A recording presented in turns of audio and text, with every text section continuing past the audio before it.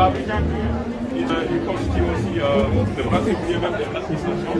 Au niveau de la préfecture, je me souviens, on a été chez vous quand vous étiez préfet de Dakar. Et vous l'avez aussi précisé que les inscrits sont aussi dans le courrier. Et le courrier au niveau de la préfecture, c'est aussi la partie la plus sensible pour l'administration. C'est parce que ce sont là-bas, c'est grâce aussi à leur choisir, à leur discrétion. Et donc, nous allons nous en à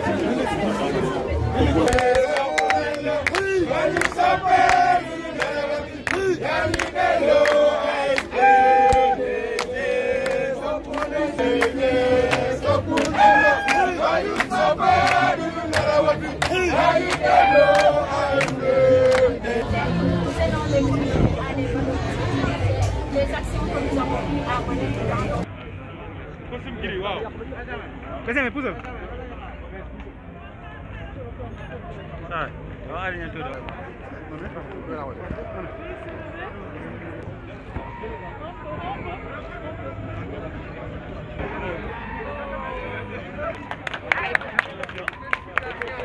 Secrétaire général adjoint du gouvernement. Nous sommes aujourd'hui au niveau du Centre national de transfusion sanguine pour célébrer la journée internationale du volontariat, axée cette année sur le thème « Ensemble, c'est possible grâce au volontariat ».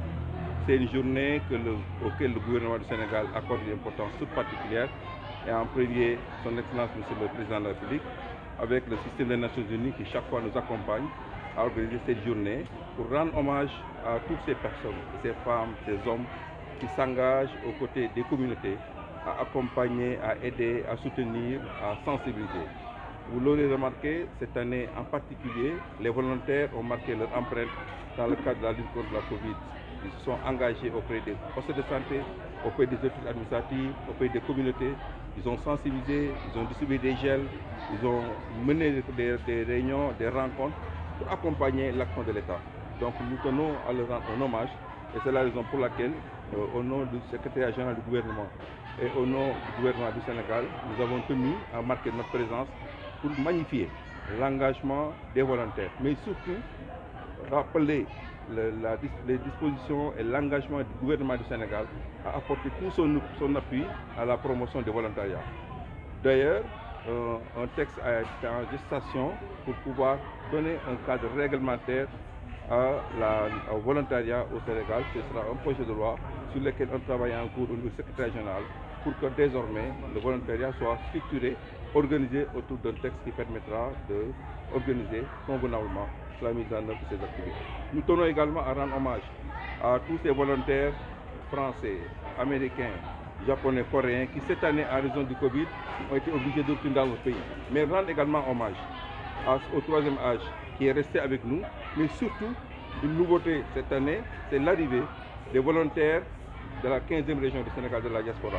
Des fils de Sénégalais établis à l'étranger ont accepté de venir à côté de nous s'engager auprès des populations, particulièrement dans la région de Matam, pour soutenir les actions de développement en matière de santé, d'éducation et d'autres secteurs. D'accord. Coordonnateur résident du système des Nations Unies au Sénégal.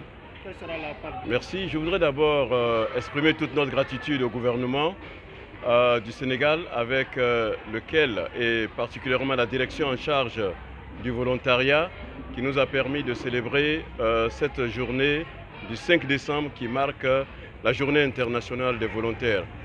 Il faut signaler que nous sommes déjà présents sur le terrain au niveau du système des Nations Unies avec plus d'une centaine de volontaires internationaux et nationaux qui sont aussi des spécialistes et y compris des Sénégalais qui travaillent à travers tout le pays et surtout plus proche des populations à la base, avec l'objectif majeur de la réalisation des objectifs de développement durable auxquels le gouvernement du Sénégal s'est inscrit.